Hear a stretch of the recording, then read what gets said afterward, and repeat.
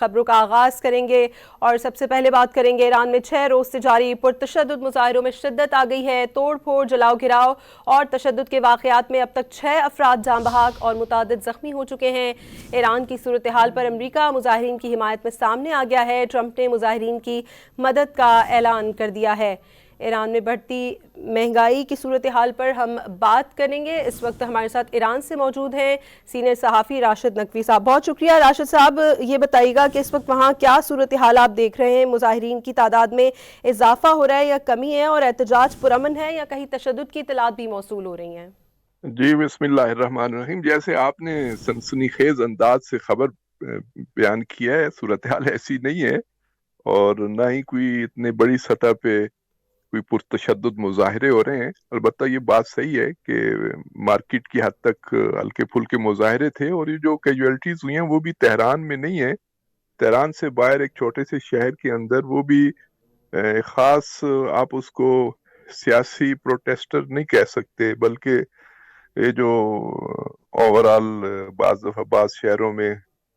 امن و امان کو جو ڈسٹرب کرنے والے گروپ ہوتے ہیں، جن کو ہم چور ڈاکو ٹائپ کہتے ہیں، کہ جو اسی طرح کے انتظار میں ہوتے ہیں کہ پولیس کے ساتھ ان کا کوئی نہ کوئی معاملہ ہو، تو یہ جو 3-4 واقعات، یعنی 3-4 مرڈر تو وہاں پہ ہوئے ہیں کہ جنہوں نے پولیس اسٹیشن، وہ بھی ایک دور دراز کسی چھوٹے سے شہر میں کسی اس پہ انہوں نے حملہ کیا، ظاہر ہے اس کے جواب میں جب انہوں نے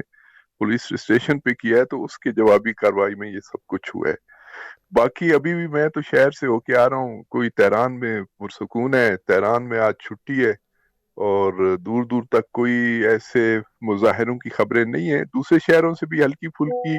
خبریں تھی، لیکن جب سے انٹرنیشنل میڈیا نے، بالخصوص وائس آف امریکہ اور بی بی سی نے، اور یہ ایک یہاں کا چینل ہے ایران انٹرنیشنل جو ریولوشن کا مخالف چینل ہے، وہ بہت زیادہ پروپیگنڈا، اور اس حد تک اس میں اتنا مبالغہ ہوتا ہے کہ لوگ اس کو قبول کرنے کے لیے تیار نہیں ہوتے۔ تو اس پروپیگنڈے کے اندر جب یہ چیزیں سامنے آئی کہ اسرائیل نے حمایت کر دی ہے مظاہرین کی اور امریکہ ان کے پشت پہ آ جی گیا ہے، تو اس کے بعد ایک بڑی تعداد تو ویسے ہی غائب ہو گئی کہ جو شروع میں صرف اپنے مطالبات کے لیے، چونکہ بجٹ اس وقت اسمبلی کے اندر سیشن چل رہا ہے بجٹ کا، تو یہ اس سے متعلق تھا، اور اس میں کوئی دوسری رائے نہیں ہے کہ اقتصادی مشکلات ہیں اور تومان کی ویلیو بھی گری ہے، لیکن ایک بات جس کو ہمارے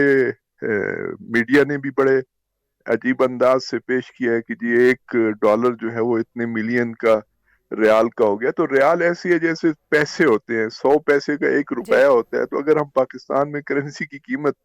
پیسوں میں بتائیں تو یقیناً وہ لاکھوں میں چلی جاتی ہے۔ تو بھی یہاں پہ رائج تو تومان ہے، جو 100 ریال کا 1 تومان ہوتا ہے، ٹھیک ہے تو راشد صاحب، اس لحاظ سے اس پر ڈونلڈ ٹرمپ صاحب کی جانب سے بھی جو بیک لیش ہے وہ آیا ہے۔ انہوں نے دھمکی آمیز الفاظ میں ایران کو مظاہرین کے خلاف طاقت کے استعمال سے باز رہنے کا پیغام دیا ہے، اور ایرانی حکومت اس دھمکی کو کس طرح سے دیکھے گی؟ دیکھیں، امریکہ کی طرف سے کوئی نئی بات نہیں ہے نا۔ ایران کے اگر آپ تناظر میں دیکھیں تو اسرائیل بھی فوراً اینٹی